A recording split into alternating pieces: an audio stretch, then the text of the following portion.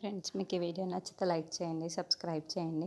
Bhanumathi మైసమ్మకి phone చేస్తూ ఉంటుంది. ఇంతలో అక్కడ ఉన్న మైసమ్మ, ఏంటి భాను ఎప్పుడు ఫోన్ చేశావు? గౌతమ్ కోసం ఏదైనా విషయం తెలిసిందా అని చెప్పేసి అడుగుతుంది.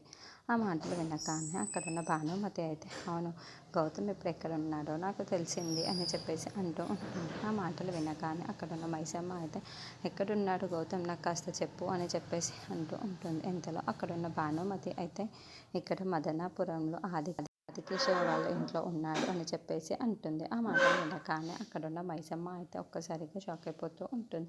ఏంటి, ఆదికేశవ వాళ్ళ ఇంట్లో ఉన్నాడా గౌతమ్ అని చెప్పేసి అడుగుతూ ఉంటుంది. ఇంతలో అక్కడున్న భానుమతి మాత్రం, అవును, అక్కడే ఉన్నాడు, ఒక పనివాడిలాగా పని చేసుకుంటూ ఆ ఇంట్లోనే ఉంటున్నాడు, త్వరగా వస్తే వాడిని తీసుకొని వెళ్ళొచ్చు అని చెప్పేసి అంటూ ఉంటుంది. ఆ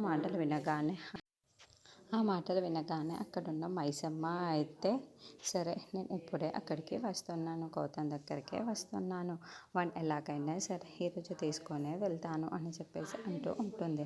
ఆ మాటలు వినగానే అక్కడున్న భానుమతి చాలా సంతోషించి ఫోన్ కట్ చేసేస్తూ ఉంటుంది. ఇంతలో మల్లిక బుజ్జి ఇంట్లో ఉన్న వాళ్ళందరూ చాలా సంతోషంగా సీతారాముల కళ్యాణం కోసం అని చెప్పేసి విగ్రహాలను కడుగుతూ చాలా సంతోషంగా ఉంటారు. అటువైపుగా వెళ్తున్న గౌతమ్ అక్కడ మల్లికని చూసి చాలా సంతోషిస్తూ ఉంటాడు. నాకు ఎంత బాగుందో కదా, ఈ గౌన్లో నేనే కదా తిప్పి గిఫ్ట్